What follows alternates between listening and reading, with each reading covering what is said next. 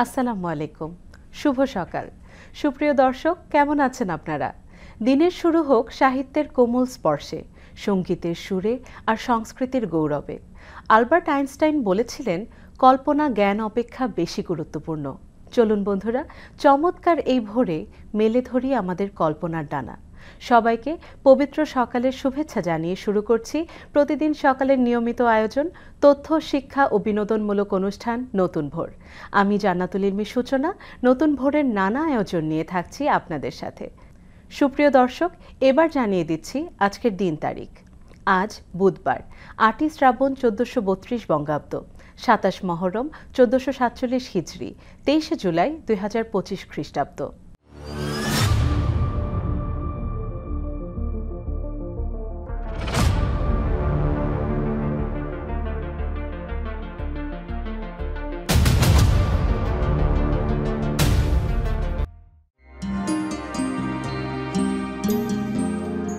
রোজকার রান্নায় ব্যবহৃত পেঁয়াজের খোসা আমরা সাধারণত ফেলে দেই, অথচ এই খোসার মাঝে লুকিয়ে আছে দারুণ কিছু স্বাস্থ্য ও সৌন্দর্য উপকারিতা।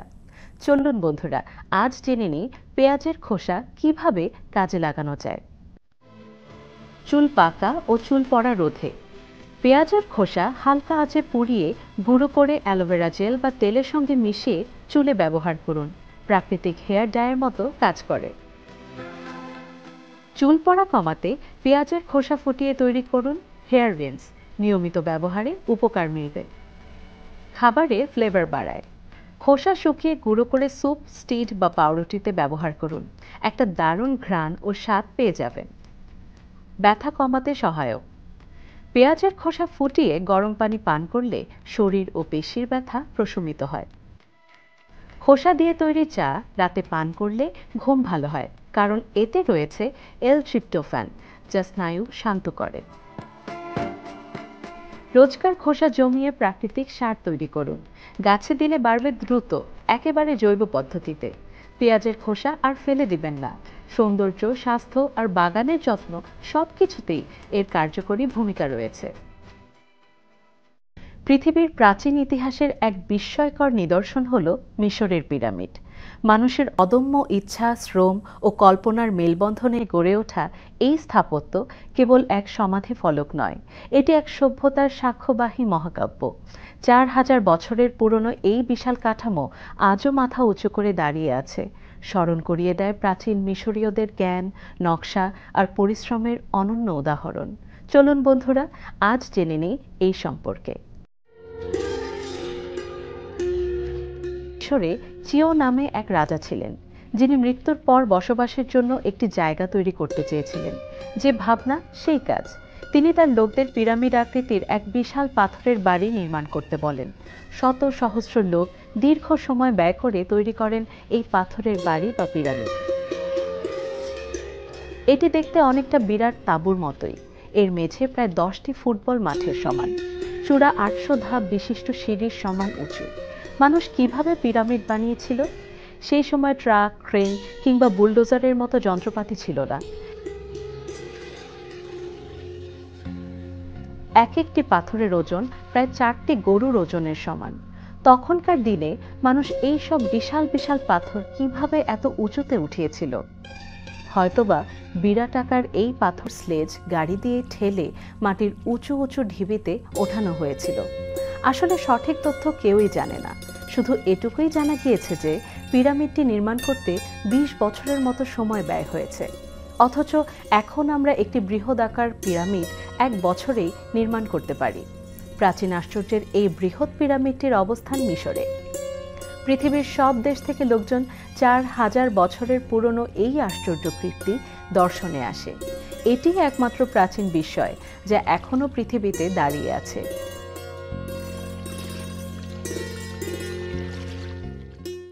বন্ধুরা, এবার জানিয়ে দিচ্ছি সরকারি বিভিন্ন পরিষেবামূলক সংস্থার কিছু গুরুত্বপূর্ণ ফোন নাম্বার।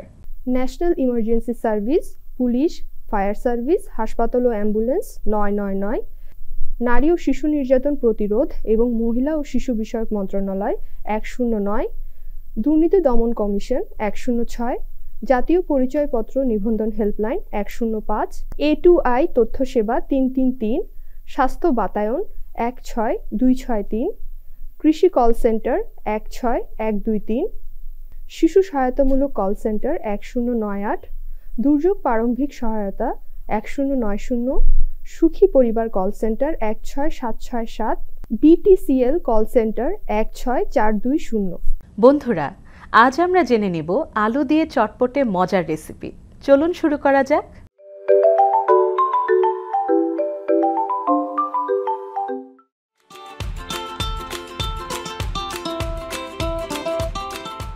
রেসিপিটি তৈরির জন্য প্রথমে নিয়ে নেব দুটো সিদ্ধ করা আলু। আলু খুব ভালোভাবে ম্যাশ করে নিতে হবে। এবারে দিয়ে দেব পেঁয়াজ কুচি, পরিমাণ মতো লবণ, হলুদ গুঁড়ো, ধনে গুঁড়ো, গরম মশলা গুঁড়ো এবং মরিচ গুঁড়ো ও চিলি ফ্লেক্স।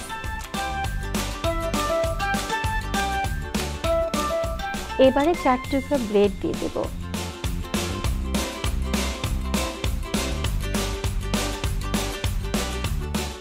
এবারে নিয়ে নেব সিদ্ধ করা ডিম। খুব ভালো করে চটকে মেখে নিতে হবে। পছন্দ মতো শেপ দিয়ে নিতে হবে।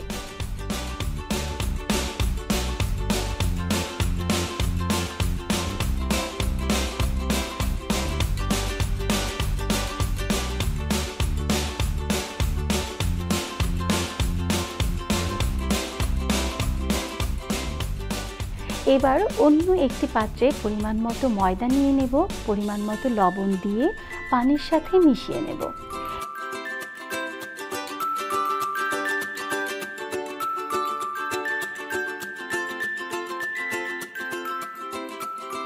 এবারে গুঁড়ো করা পাউরুটির সাথে এটিকে মিশিয়ে নিতে হবে।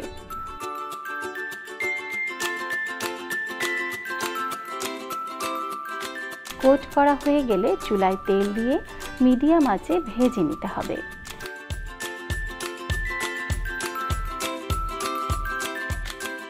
এখন গরম গরম পরিবেশনের পালা।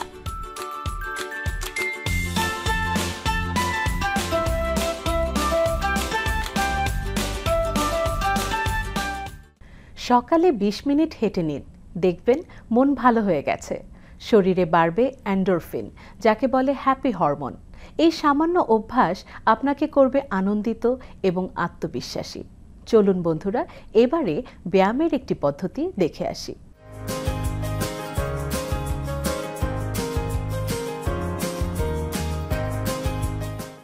প্রিয় দর্শক, এখন যে ব্যায়ামটি করব, এই ব্যায়ামটি সকলের কাছেই পরিচিত। তবে এই ব্যায়ামটির কিন্তু অনেক ভেরিয়েশন রয়েছে।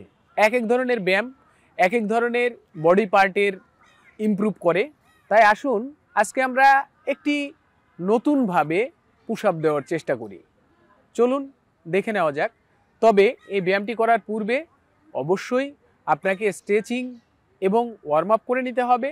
তারপর আপনি ব্যায়ামটি করার পূর্বে হাত দুইটাকে ভালোভাবে ঝাঁকিয়ে নেবেন, যেন ভেতরের যে মাসলগুলো রয়েছে সেটা আপনার ব্যায়াম করার জন্য প্রস্তুত হয়ে যায়। এভাবে ঝাঁকাবেন।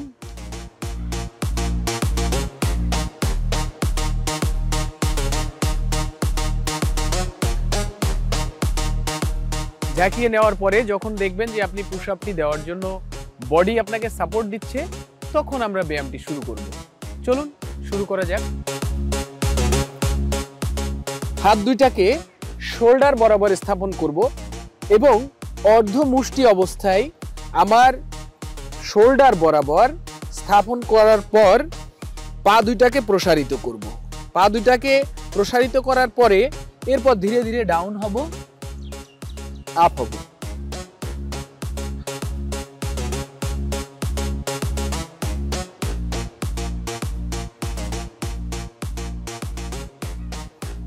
চলুন সোজা দেখে নেওয়া যাক।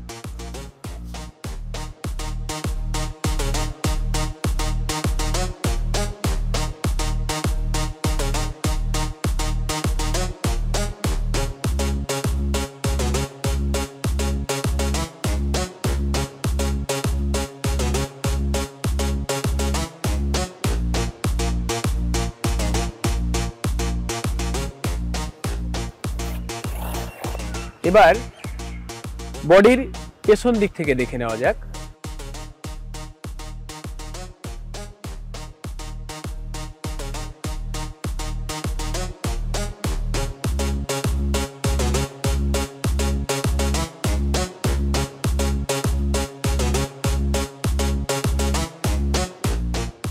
এভাবে ব্যায়ামটি যখন করবেন তখন অবশ্যই আপনার বডি পজিশনগুলো লক্ষ্য করবেন। বডি পজিশন যখন ঠিকঠাক হবে তারপর আপনি ব্যায়াম কত সেটে দিতে হবে এই দিকে ফোকাস করবেন। ব্যায়াম প্রথম সেটে যদি আপনি করতে চান তাহলে 15 থেকে 20 বার, এরপর 15 থেকে 20 সেকেন্ডের একটা ব্রেক নেবেন, তারপর 30 থেকে 40 বার, তারপর 30 সেকেন্ডের একটা ব্রেক নেবেন, এরপর 45 থেকে 60 বার তৃতীয় সেটে আপনি ব্যায়ামটি করতে পারেন। তবে মনে রাখবেন, যদি আপনার বডি সাপোর্ট করে তাহলে আপনি এই ব্যায়ামটি কন্টিনিউ করবেন।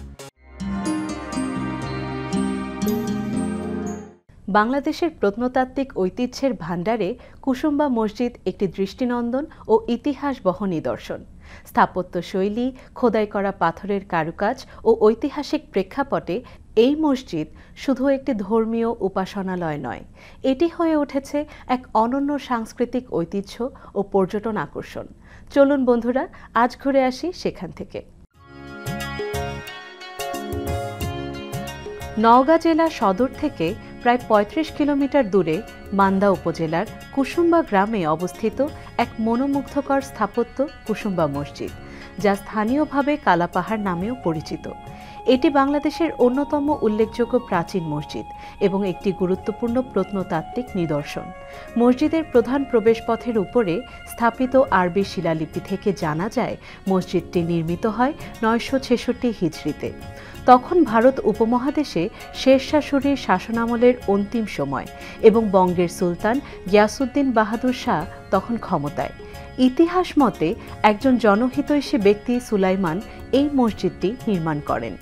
ইট দিয়ে নির্মিত হলেও মসজিদটির ভেতর ও বাইরের দেয়ালে রয়েছে নিখুঁতভাবে বসানো পাথরের আস্তরণ, যা একে অনন্য বৈশিষ্ট্য দান করেছে। বিশেষ করে খোদাই করা পাথরের মিহরাবগুলোতে রয়েছে দৃষ্টিনন্দন নকশা ও সূক্ষ্ম কারুকাজ। মসজিদের পূর্ব দিকে রয়েছে 3টি প্রবেশপথ, উত্তর ও দক্ষিণ পাশে একটি করে দরজা এবং পশ্চিম দেয়ালে 2টি মেহরাব। উত্তরের একটি উঁচু প্ল্যাটফর্ম, যা সমাজের উচ্চপদস্থ ব্যক্তিদের নামাজ আদায়ের জন্য ব্যবহৃত হতো বলে ধারণা করা হয়। 1897 সালের ভূমিকম্পে মসজিদটি ব্যাপকভাবে ক্ষতিগ্রস্ত হলেও এর কাঠামো আজও দৃঢ়ভাবে দাঁড়িয়ে আছে, যা স্থাপত্য শিল্প ও নির্মাণ কৌশলের নিদর্শন বহন করে। নওগাঁ শহর থেকে সহজেই বাসে করে এই ঐতিহাসিক মসজিদে যাওয়া যায়। এটি শুধু মুসল্লিদের উপাসনালয় নয়, ইতিহাস প্রেমী ও পর্যটকদের জন্য এক অনন্য গন্তব্য, যেখানে অতীতের ছোঁয়া মিশে আছে প্রাচ্যের সৌন্দর্যে।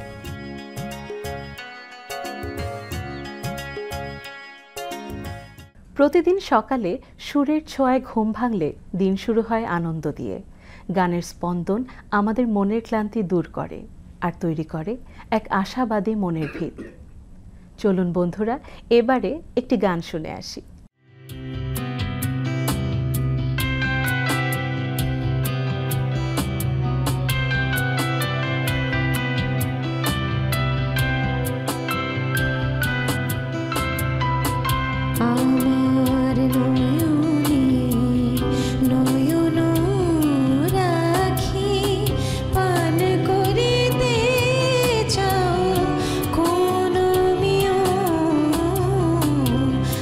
আছে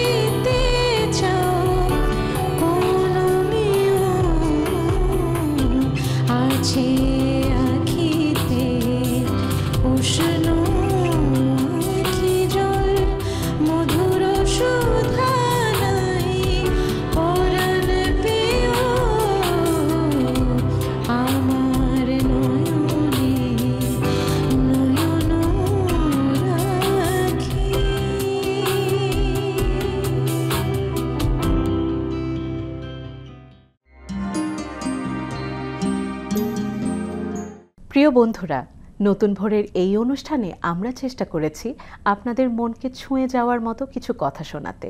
বিভিন্ন তথ্য ও বিনোদনের মাধ্যমে আড্ডা আলোচনায় আমরা আজকের অনুষ্ঠানের একেবারে শেষ প্রান্তে চলে এসেছি। আজ বিদায় নিচ্ছি, তবে যাবার আগে একটি কথা বলে যেতে চাই। বর্তমানে বর্ষার পানিতে চারদিক টইটুম্বুর, তাই আপনার আদরের ছোট্ট সন্তানটিকে চোখে চোখে রাখুন। দেখা হবে আগামীকাল ঠিক একই সময়ে একই অনুষ্ঠানে ভিন্ন কোনো বিষয় নিয়ে। ততক্ষণ কাছে দূরে যে যেখানেই আছেন ভালো থাকুন, সুস্থ থাকুন আর নতুন ভোরের সাথেই থাকুন।